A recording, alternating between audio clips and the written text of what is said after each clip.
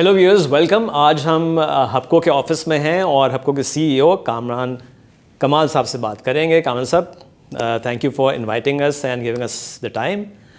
ये बताएं, हैं कैसे आप? ठीक हैं? अल्लाह का शुक्र। अस्सलाम वालेकुम। Thank you so much for coming over. आजकल जितनी कवरेज हो रही है मीडिया में, बिजली के बिल्स पे जितना शोर मचा हुआ है पूरे मुल्क में, और फिर गवर्नमेंट की तरफ से भी बड़े ऐलानात आ रहे हैं। हमारे जो एनर्जी मिनिस्टर हैं वो पिछले कम से कम एक हफ़्ते से तो रोज़ ही मीडिया पे नज़र आते हैं, और डिफरेंट प्रपोजल्स हैं जिनके आई थिंक र्यूमर्स ही हम कहेंगे कि उसमें ये भी है कि अर्ली टर्मिनेशन कर दें कुछ आईपीपीज़ के कॉन्ट्रैक्ट का, या ग्रेजुअल करें। सो मैंने कहा आपसे ही पूछता हूँ कि एग्जैक्टली हो क्या रहा है। जी, आई थिंक थोड़ा अफसोस होता है कि जो मीडिया पे नैरेटिव कैरी हो रहा है वो एक तो वन साइडेड है, और दूसरा उसके ऊपर कुछ मैंने लोगों को जो कि एनर्जी सेक्टर कवर करते हैं उन्होंने कुछ रैशनल और फैक्ट बेस्ड कॉन्वर्सेशन करने की कोशिश की है। वो कुछ आर्टिकल्स लिखे हों या मीडिया पे कुछ लोगों ने आए हों, लेकिन ज़्यादातर लोग जो इसको कवर कर रहे हैं वो इसको लिंक कर रहे हैं जो बिजली की ज़्यादा कीमत है उसको एक part of the energy value chain. मतलब अगर मैं बिजली का जो निज़ाम है उसमें देखूं तो कुछ पावर प्रोड्यूसर्स हैं जो बिजली बनाते हैं, उसके बाद एक तरसील का निज़ाम है जो कि उस पावर प्लांट से शहरों के करीब लाता है, और फिर उसके बाद जो आपको डिस्कोज हैं या डिस्ट्रीब्यूशन कंपनीज़ हैं वो आपको पहुंचाती हैं। और इसमें हर मरहले में बहुत से चैलेंजेस हैं, बहुत सी मुश्किलात हैं, लेकिन हो ये रहा है कि इस सारे के सारे बिजली की प्राइस को लिंक किया जा रहा है एक फैक्शन से, जो कि थोड़ा अफसोस होता है। अच्छा, रही बात कि जी टर्मिनेशन करनी चाहिए और उनको ग्रेजुअली मतलब वीन ऑफ करना चाहिए या बाकी चीज़ें, ये कॉन्वर्सेशन जो है आई थिंक इसको भी अगर मैं देखूं तो इस कॉन्वर्सेशन को आपको इस तरह देखना चाहिए कि क्या ये पावर प्लांट्स ने खुद से पावर प्लांट्स लगाए या कोई ऐसी वायलेशन की, या इनको कोई ऐसी पेमेंट की जा रही है जो इनका हक नहीं बनता, फिर तो बिल्कुल टर्मिनेट होना चाहिए। लेकिन अगर आप पावर प्लांट जो है उसमें जो टर्म्स आपने आज से 20, 25, 27 साल पहले तय की थी और उसी के मुताबिक इस पावर प्लांट ने परफॉर्म किया, इन्होंने सारी वो अपनी जो है एग्रीमेंट्स को कंप्लाई किया, तो कोई टर्मिनेशन का कोई तुक नहीं बनता। दूसरी तरफ जो पुराने पावर प्लांट्स हैं उनके साथ दो दफ़ा, बहुत से लोगों को नहीं पता, नेगोशिएशन हो चुकी है। एक दफ़ा 2001 में और 2020 में। 2020 में उसकी जो नेगोशिएशन हुई बड़ी सेलिब्रेट की गई, और वो नेशनल इंटरेस्ट में पावर प्रोड्यूसर्स ने की, गवर्नमेंट ऑफ पाकिस्तान के लिए की, पाकिस्तानी अवाम के लिए की। जो डॉलर रेट फिक्स कर दिया गया 168 रुपए पे, उसकी वजह से सालाना 30 से 40 अरब रुपए का फ़ायदा कंज्यूमर को मिल चुका है, जो कि अगर आप 4 सालों पे देखें तो वो 120 से 150 अरब के करीब बनता है, और आने वाले सालों में उसका कई 100 अरब रुपए का फ़ायदा होगा। उस वक्त के जो नंबर्स प्रेजेंट किए गए वो 700 से 800 अरब रुपए का फ़ायदा over the life of the projects था। और अगर जब आप टर्मिनेट करेंगे किसी पावर प्लांट को before the term without any fault of that power plant, तो इस मुल्क के इन्वेस्टमेंट क्लाइमेट का क्या होगा? जो हम आजकल कहते हैं कि हमें एफडीआई चाहिए, फॉरेन डायरेक्ट इन्वेस्टमेंट चाहिए, तो मेरा ख्याल है कि हमारा हमेशा से ये रहा है कि पावर प्रोड्यूसर्स भी इस मुल्क का हिस्सा हैं। अगर इस सेक्टर को रिफॉर्म करना है तो वो टोटल रिफॉर्म्स की बात होगी। उसमें डिस्ट्रीब्यूशन कंपनीज़ में जो लॉसेस हैं, उसमें जो इनएफिशिएंसीज़ हैं, जो तरसील के निज़ाम के मुश्किलात हैं, चैलेंजेस हैं, जो प्लानिंग का फुकदान है जो आज से 10 साल पहले होनी चाहिए थी, जो पॉलिसीज़ हैं उनको देखना चाहिए होलिस्टिकली। हमें आज की मसले का हल सिर्फ आज के शॉर्ट टर्म सोल्यूशन में नहीं बल्कि लॉन्ग टर्म में देखना चाहिए कि आज से 3 से 5 साल बाद मैं मुल्क को कहाँ देखना चाहता हूँ, मुल्क में क्या चीज़ें बेहतर होंगी, एनर्जी के निज़ाम कैसे बेहतर किया जा सकता है, तो वो है। लेकिन हुकूमत पाकिस्तान से तो मतलब जब भी कोई बुलाएगा हम हर वक्त हाजिर होते हैं, उनसे continuously conversation. I am sure कि इस बात से तो अग्री करते हैं ना कि बिजली महंगी बहुत है, 65 से 70 रुपए फ़ी यूनिट हमको पड़ रहा है। तो इंडस्ट्री के आईपीपीज़ के क्या सजेशंस हैं कि विन विन सिचुएशन हो फॉर ऑल स्टेक होल्डर्स?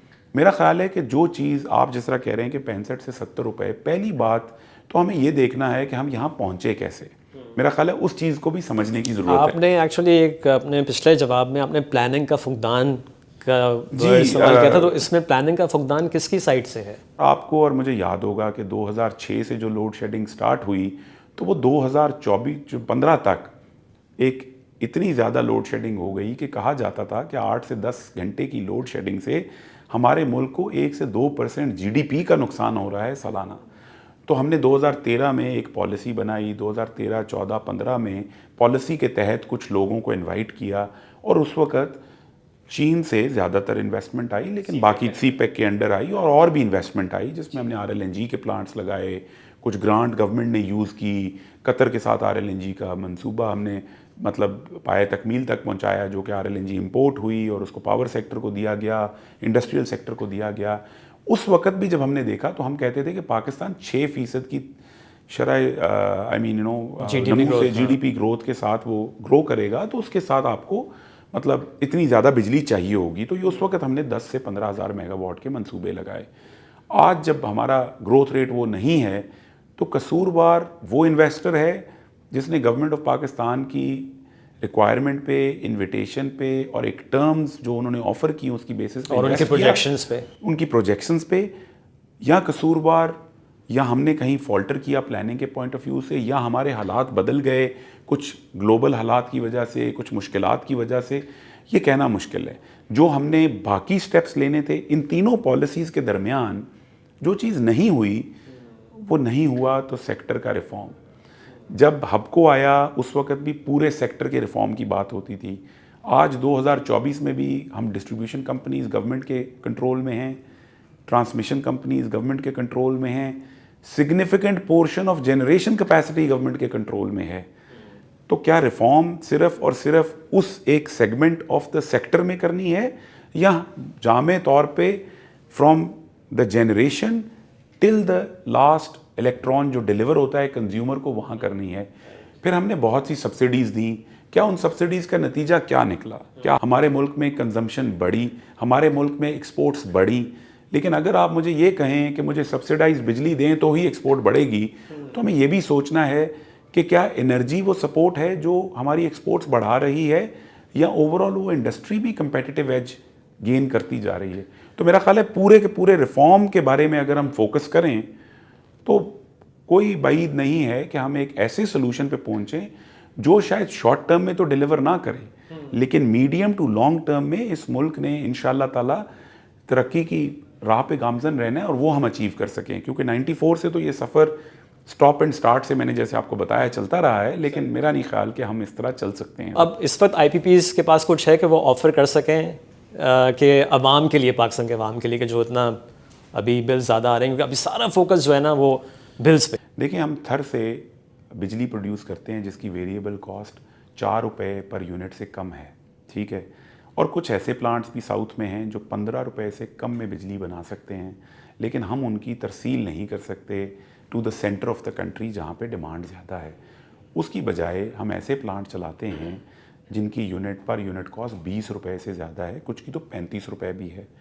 तो क्या ये हमें सोचना नहीं चाहिए कि क्या हम वॉर फुटिंग पे इस तरसील के निज़ाम को ऐसा कर दें कि कम अज़ कम ये लो हैंगिंग फ्रूट है।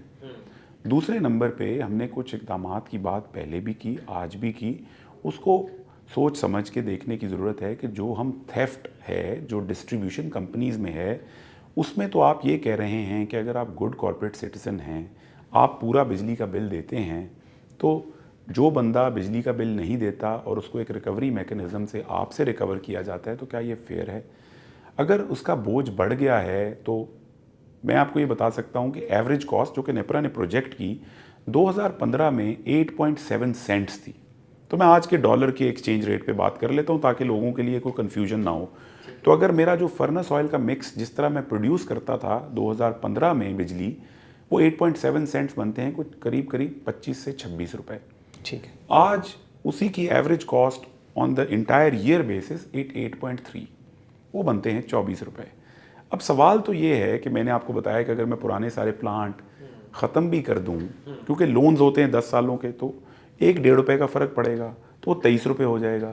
सवाल तो ये बनता है कि इस 23 रुपये के ऊपर हमने कितनी कॉस्ट लोड अप की है, कौन सा ऐसा रिलीफ है जो दिया जा सकता है फिल फॉर, और इस 25 रुपए में भी एक तो 50% के करीब जो है वो कैपेसिटी पेमेंट है जो गवर्नमेंट ओन प्लांट्स हैं। कैपेसिटी पेमेंट भी जो आप कहते हैं वो कोई वर्ड या कोई ऐसी कैटेगरी एग्जिस्ट नहीं करती, नेपरा के टैरिफ में जाके देखें। वो कुछ सम ऑफ पार्ट्स है जिसमें आपको एक लोन का पार्ट होता है, उसमें प्रिंसिपल और इंटरेस्ट, उसमें एक फिक्स नेचर की कॉस्ट होती है एक प्लांट की अपकीप करने के लिए, वो बंद हो या चल रहा हो, जो वहाँ लोग काम करते हैं, जो उसकी नेचुरल वेयर एंड टेयर और उसकी अपकीप के ऊपर खर्चा होता है, उसके लूब्स हैं, इंश्योरेंस है। उसके बाद एक रिटर्न ऑन इक्विटी है जो कि एक छोटा पोर्शन होता है। लेकिन जब आप इसको क्लब करते हैं कि जी कैपेसिटी पेमेंट की मद में हमने एक्स अमाउंट 10 रुपये, 20 रुपये, 40 रुपये जब आप कोट करते हैं तो हम उसको बिल्कुल ऐसे ब्रॉड स्ट्रोक से कह देते हैं उसमें एक डेट का कंपोनेंट है। पावर प्लांट की लिमिट होती है 25 से 30 साल, 40 से 50 साल न्यूक्लियर और हाइड्रो के केस में। लेकिन हमारा कंट्री रिस्क, क्योंकि हमारी इकोनॉमिक ग्रोथ ऐसी है, हमारी रिस्क ऐसी है कि हमें 10 साल का लोन मिलता है। आप 30 साल के एक प्रोजेक्ट के लिए 10 साल का लोन पे करते हैं, तो जो ही वो लोन पे ऑफ हो जाता है तो आपकी कॉस्ट बहुत सब्सटैंशियली नीचे आ जाती है। तो मेरा ख्याल है कि हमें ये देखने की ज़रूरत है कि क्या हम इस जो लोन्स हैं हम उनको एक्सटेंड कर सकते हैं और उनको इस तरह से किया जाए कि जो हमारे लिए इमीडिएट टर्म्स में मतलब बर्डन कम कर सके कंज्यूमर के ऊपर। तो ये तो हो गया इस साइड की पार्ट। दूसरी साइड पे हमें उस पोर्शन को भी देखना है जो हम क्रॉस सब्सिडी लोड अप कर रहे हैं, क्या उसको बेहतर तरीके से हम बिल्कुल फील करते हैं कि वो लोग जो हमारी तरह मतलब वेल टू डू नहीं हैं, जो 200 यूनिट से कम कंज्यूम करते हैं, 100 यूनिट से कम कंज्यूम करते हैं, क्या हमें उस एरिया को उस सब्सिडी को किसी और फॉर्म में देने की ज़रूरत है ताकि चोरी कम हो सके, ताकि वो बेहतर हो सके? क्या हमें ऐसी इंडस्ट्रियल टैरिफ लाने की ज़रूरत है जो कि KPI बेस्ड हो, जिसमें उनकी भी तो एक कोई ना कोई कमिटमेंट हो? बिकॉज होता ये है कि जब आप सब्सिडी दे देते हैं, जो ही आप सब्सिडी विड्रॉ करते हैं तो हमारी एक्सपोर्ट्स और बाकी चीज़ें। तो मेरा ख्याल है there are steps, transmission constraints have to be taken care of, loan extension होनी चाहिए, हमें substitution of the imported fuels with the local fuels करनी चाहिए जिससे हमारा फॉरेक्स बचेगा। और उसके अलावा हमें सेक्टर के बाकी रिफॉर्म्स के थेफ्ट कम करना है, लाइन लॉसेस कम करनी है, और क्रॉस सब्सिडीज़ और जो हम उसके ऊपर लोड अप टैक्सेस करते हैं उसको किस तरह से रैशनलाइज किया जाए ताकि ये कम हो। एक और प्रपोजल की बात हो रही है कि जो इम्पोर्टेड फ्यूल पे है, और इसमें अगर हम कोल पे बात कर लें, आपका भी एक प्लांट है जो इम्पोर्टेड कोल पे है, अगर उसको लोकल कोल पे कन्वर्ट करने की बात हो तो वो चीज़ क्या डिस्कस हुई है? गवर्नमेंट ने आपसे कहा है या इस पर कुछ बातचीत हुई है? और अगर आपको करना पड़े ये, तो ये इस पर कितनी इन्वेस्टमेंट करनी पड़ जाएगी, कितना टाइम लग जाएगा?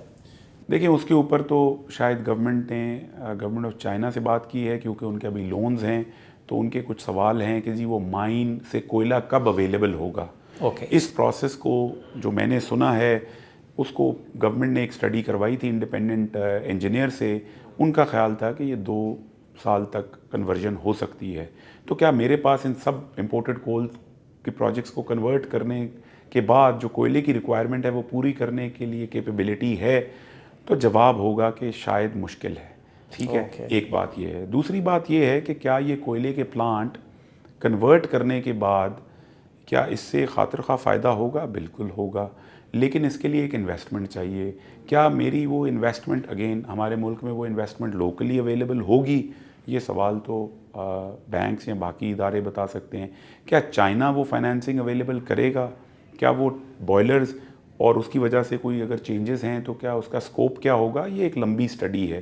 तो मेरी मालूमात के मुताबिक चाइना ने, या वो जो इंडिपेंडेंट इंजीनियर है जो उसका एस्टिमेट था वो एक हाई लेवल एस्टिमेट था।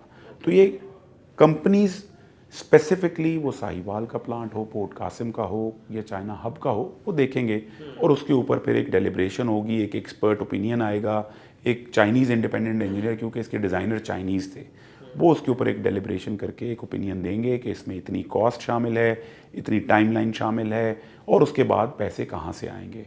तो वो मेरा ख्याल है शायद हुकूमत ने ये बात गवर्नमेंट ऑफ चाइना से की है। अच्छा, हबको ने अभी रिसेंटली जो रिजल्ट्स अनाउंस किए उसमें ये भी एक मटेरियल इन्फॉर्मेशन दी है कि आप माइनिंग में भी जा रहे हैं, आर्क्स मेटल के साथ आपने एग्रीमेंट किया है, तो थोड़ा इस पर बताएं, इसमें क्या विजन है? हमें लगता है कि पाकिस्तान का एक इग्नोर्ड सेक्टर है माइनिंग सेक्टर।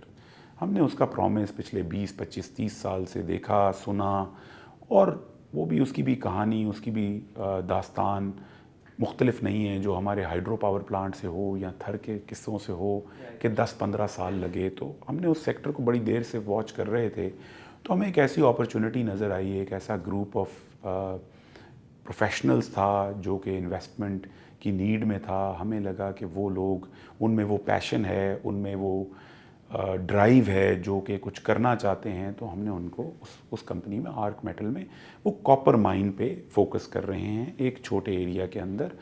उसमें वो ड्रिलिंग करेंगे, उसके बाद वो एक रिज़र्व रिपोर्ट पे काम करेंगे। उस रिज़र्व रिपोर्ट की बेसिस पे हम देखेंगे कि इस एरिया का कितना पोटेंशियल है। जनरली तो हम पोटेंशियल के बारे में सुनते हैं कि ये रिको डिक की तैतियान बेल्ट है जो कि ग्रीस से चल के इंडोनेशिया तक चलती है, और पाकिस्तान एक खुश नसीब मुल्क है कि वो हमारे मुल्क से गुज़रती है। और आपने रिको डिक का सुना, बाकी भी कंपनियां इन्वेस्ट कर रही हैं, बड़ी बड़ी कंपनियां पाकिस्तान में इन्वेस्ट कर रही हैं। तो हमने एक ऐसी टीम जो हमें लगी कि एक बड़ी पैशनेट टीम है, उनकी कमिटमेंट है टू द कॉज, तो वो करना चाहते हैं। तो हमने कहा कि why not, we will become the partner.